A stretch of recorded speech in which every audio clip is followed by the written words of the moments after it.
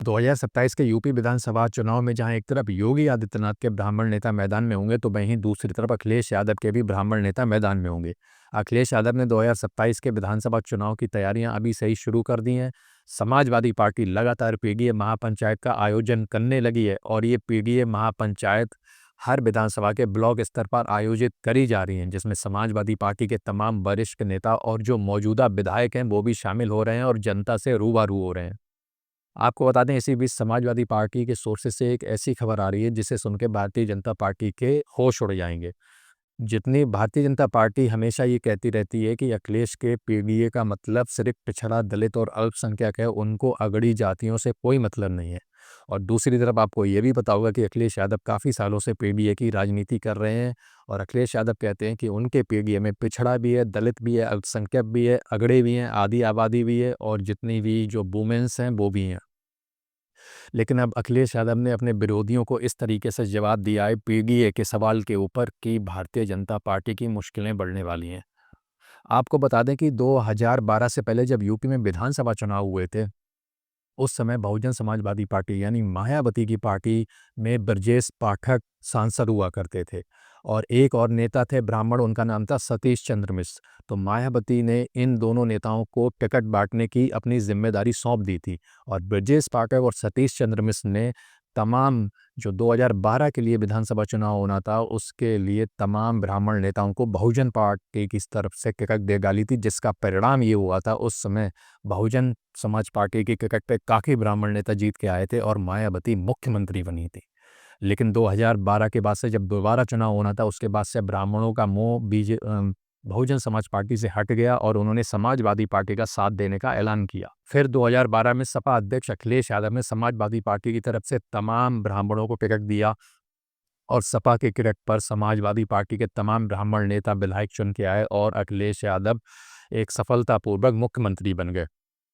और अब यही फ़ॉर्मूला के अखिलेश यादव फिर से अपनाने जा रहे हैं। उन्होंने पीडीए को तो एकजुट कर लिया है, ऐसा कि वो सोचते हैं अब वो ब्राह्मणों नेताओं को भी अपनी तरफ खींचने का प्रयास कर रहे हैं, जिसके लिए उन्होंने ऐलान किया है कि वो ब्राह्मणों नेताओं को इस बार 2027 के लिए बड़ी तादाद में टिकट देंगे। आपको बता दें, इनमें सबसे पहला नाम जो आता है वो आता है माता प्रसाद पांडे का। माता प्रसाद पांडे मुलायम सिंह जी के टाइम पे विधानसभा के अध्यक्ष हुआ करते थे और मुलायम सिंह जी के काफ़ी करीबी थे और अखिलेश यादव का इन्हें टिकट देना तो बिल्कुल कन्फर्म ही बनता है, क्योंकि अभी वर्तमान में जो माता प्रसाद पांडे हैं ब्राह्मण नेता हैं, वो समाजवादी पार्टी के उत्तर प्रदेश के नेता प्रतिपक्ष हैं। क्योंकि अखिलेश यादव पहले नेता प्रतिपक्ष थे और वो सांसद बन गए तो वो दिल्ली संसद चले गए, इसलिए माता प्रसाद पांडे को अखिलेश यादव ने नेता प्रतिपक्ष बना दिया। तो माता प्रसाद पांडे को 2027 में समाजवादी पार्टी से विधानसभा का टिकट मिलना कन्फर्म है।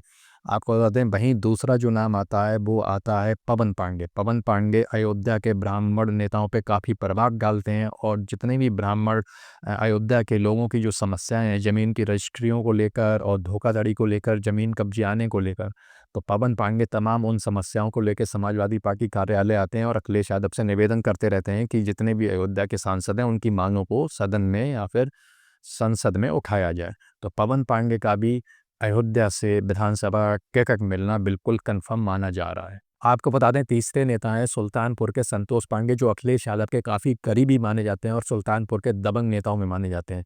तो अखिलेश यादव ब्राह्मण नेता के रूप में सुल्तानपुर के इनको संतोष पांडे को भी टिकट देने जा रहे हैं, जो ब्राह्मण नेता पूर्वांचल में काफ़ी वोट साधने में सफल रहेंगे। चौथा नाम आता है अभिषेक मिश्रा।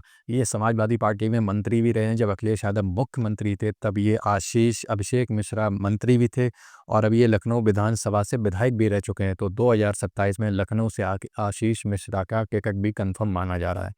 वहीं पाँचवा जो नाम है वो है ललितेश पति त्रिपाठी। अभी आपको मालूम होगा, जिस समय लोकसभा का चुनाव था उस समय ललितेश पति त्रिपाठी टीएमसी की तरफ से उत्तर प्रदेश में चुनाव लड़े थे और वो चुनाव हार गए थे। जो ललितेश पति त्रिपाठी हैं ये ब्राह्मण नेता हैं, ये पहले कांग्रेस में थे, उसके बाद से ये टीएमसी में चले गए और ये टीएमसी में 2024 का चुनाव हार गए थे।